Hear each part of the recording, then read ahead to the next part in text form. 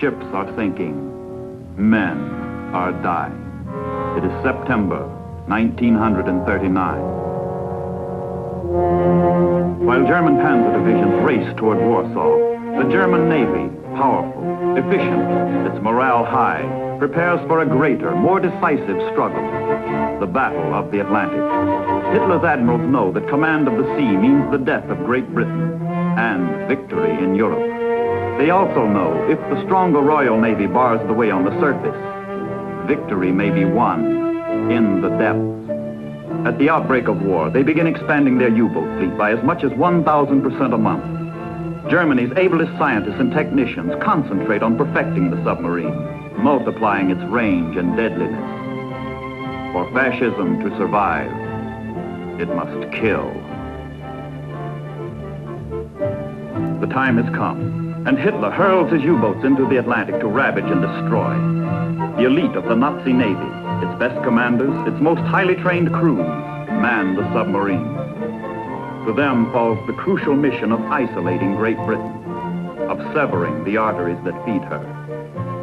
If enough of England's ships are sunk, the issue will not be in doubt. England starves, Europe dies. As war begins, England expands her now hopelessly inadequate merchant marine. In addition, hundreds of escort vessels are desperately needed to protect the cargo ships. For months to come, they will be pitifully few.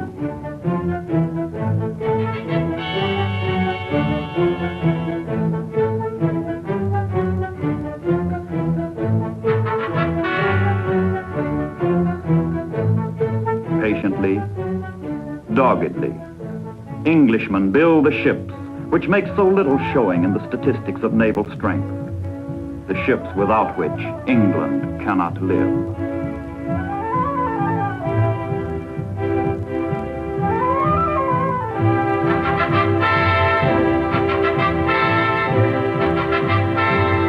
Canada's men and material enlist in the cause of decency and survival. Canada is quick to act with all her means. Precious goods from her farms and arsenals are loaded aboard ancient, poorly armed merchant ships.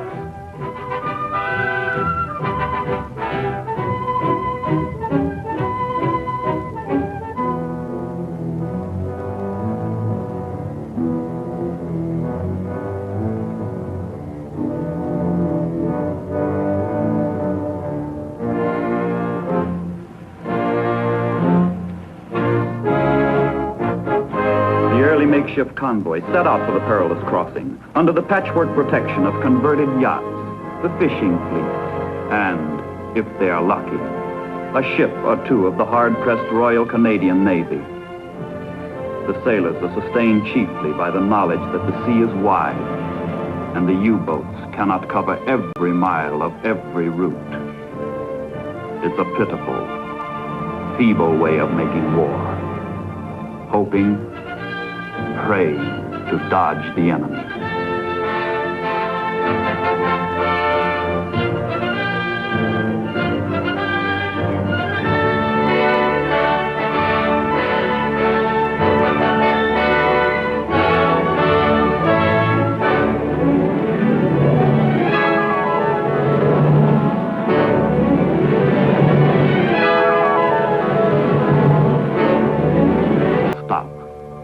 It must go on until it reaches England, or until it's spotted by the Germans, whose submarines are prowling, shadowing, waiting to move in for the slaughter.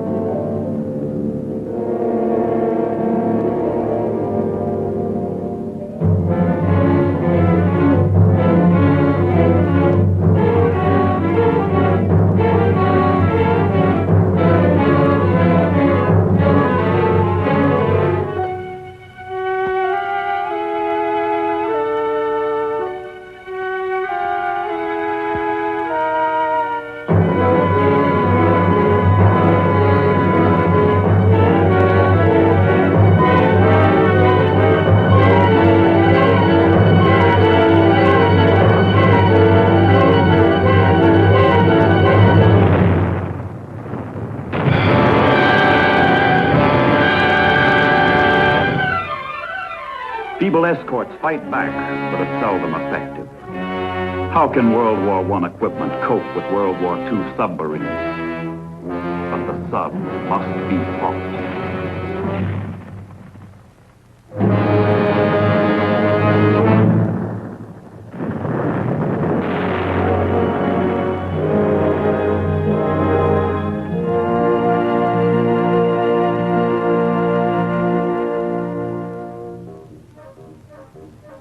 If the war at sea is deadly, the war on land seems phony. The Sitzkrieg is on, fought with propaganda balloons and leaflets, slogans and serenades.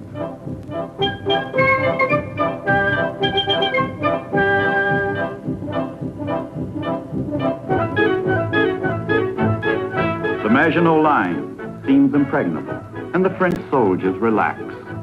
But the Germans are not dancing. Their strength is building. Their plans are laid. Hitler's finger is on the trigger.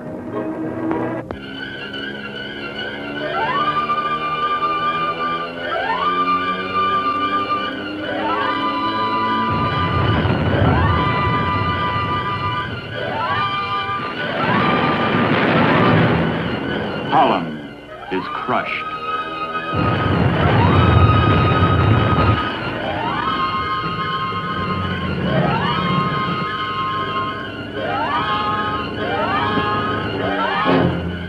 Belgium is smashed.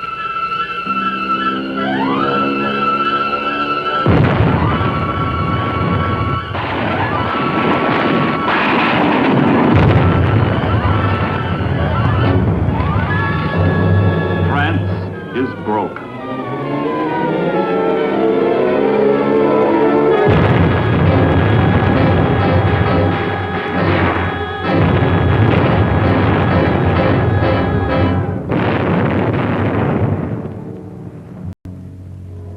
Dunkirk. What man can know that this is the prelude to England's finest hour?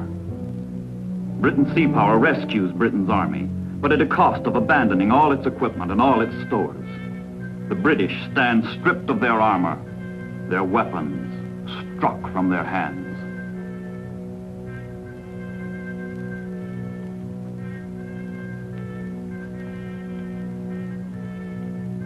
It is the hour of catastrophe. It is the hour of the brown triumph.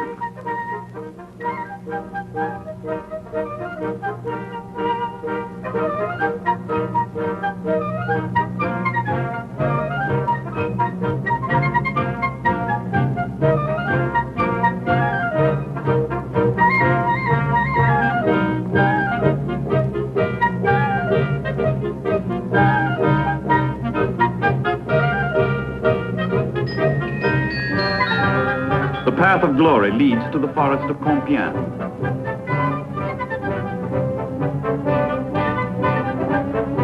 With vulgar histrionics, the Nazis staged France's humiliation in the same railway car where the Germans capitulated 22 years earlier. The French surrender, and it is Hitler's turn to dance.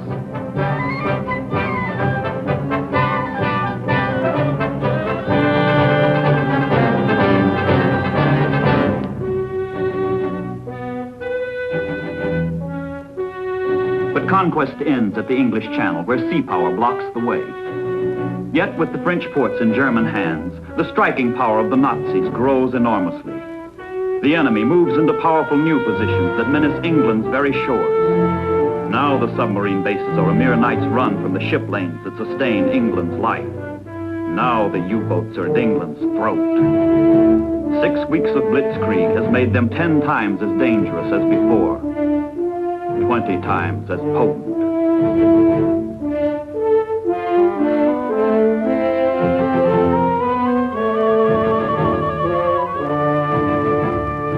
And from newly acquired air bases on England's threshold comes something new to warfare, new to history. An attempt to pound a world power into submission by bombardment from the sky. Coolly and brilliantly, the English organized their defenses, meeting the new menace with new methods. But the Nazi squadrons come over around the clock.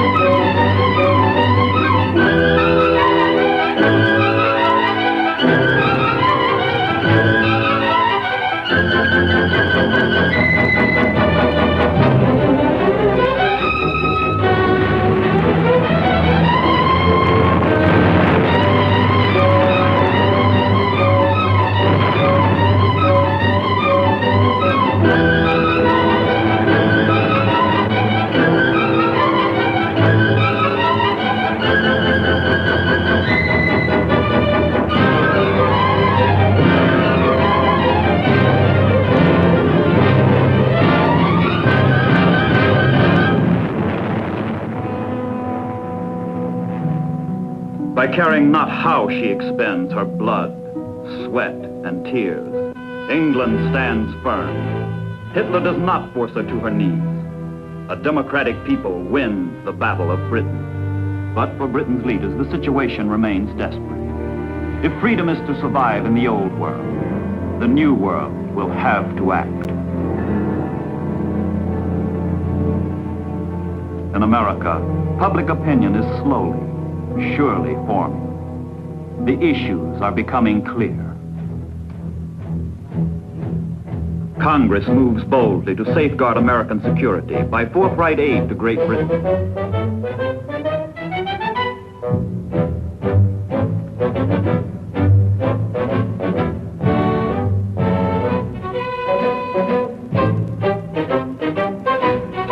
The British Navy needs destroyers, needs them badly.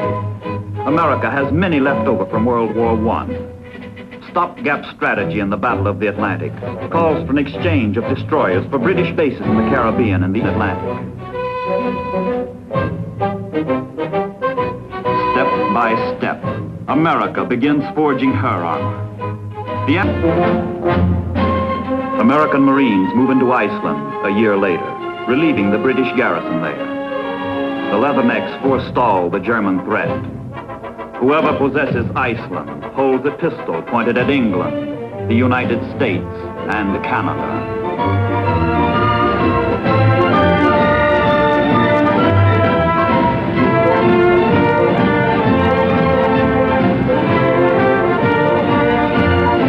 In midsummer 1941, Churchill and Roosevelt meet off Newfoundland to proclaim the Atlantic Charter. The four freedoms. Freedom of speech and of worship, from want and from fear. But these are the realities that support the ideals. The ships, the men, the supplies on which all depends. The ships plod along the North Atlantic convoy routes at dangerously sluggish speed, their pace regulated by the slowest merchantman in the convoy. And the slower the convoy, the easier it falls into the trap of roving U-boats.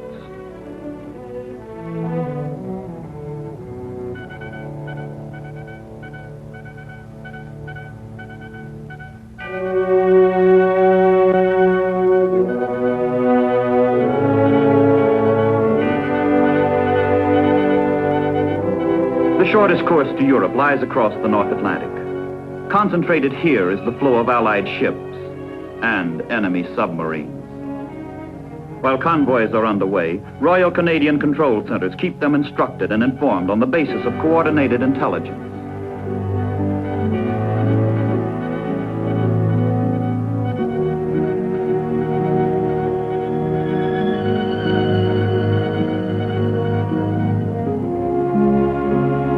At sea, protection is weak, the menace grave.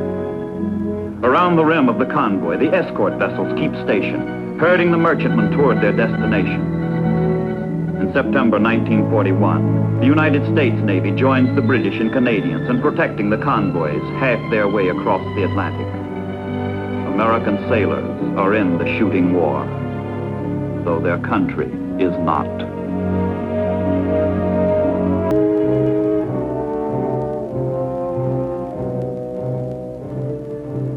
The U-boats in the area of the convoy are alerted and directed to an assembly point where they coordinate into a unified striking force known as a wolf pack. The pack rendezvous for the attack.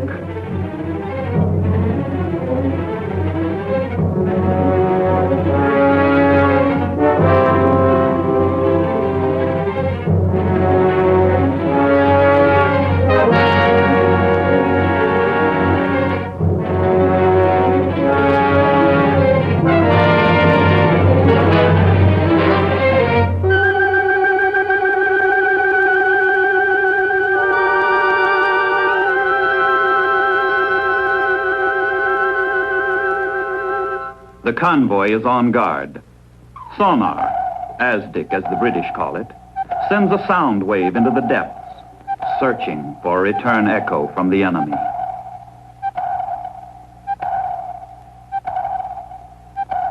All All hands on all ships are alerted in these dangerous waters, where sinkings are routine.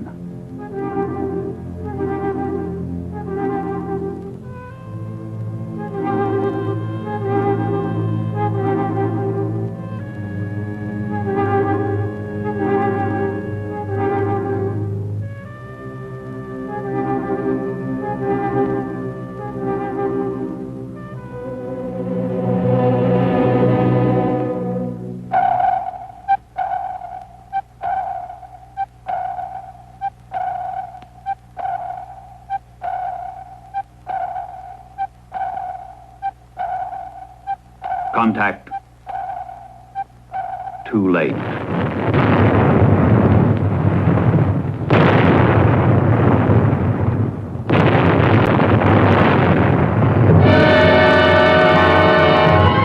Man your battle stations.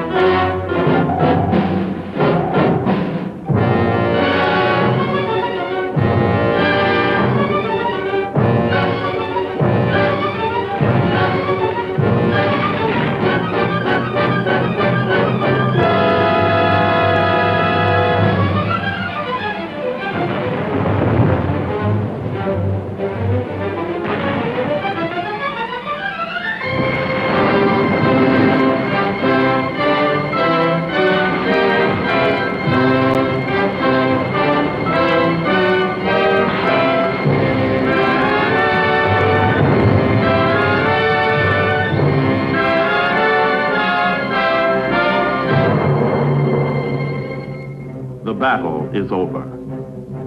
Home are the victors, home safely from the sea. They have brought England a little closer to starvation, closer to defeat. Triumph and glory are theirs.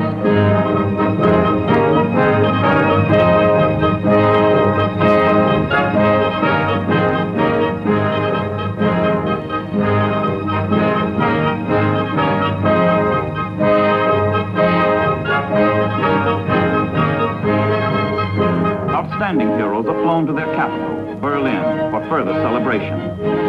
The victories against England prove to the Germans the invincibility of the Third Reich.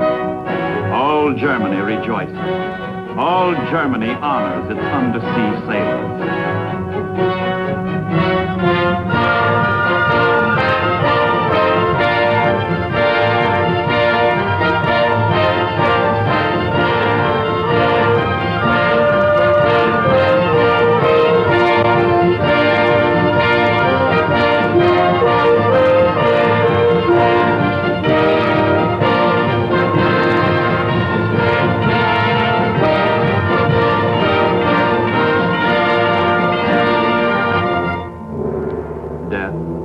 And destruction are the cause of the celebrations. Even before the United States enters the war, the bottom of the Atlantic is a formidable cemetery of Allied ships. But there are no tombstones in the sea, only the drifting remnants of disaster.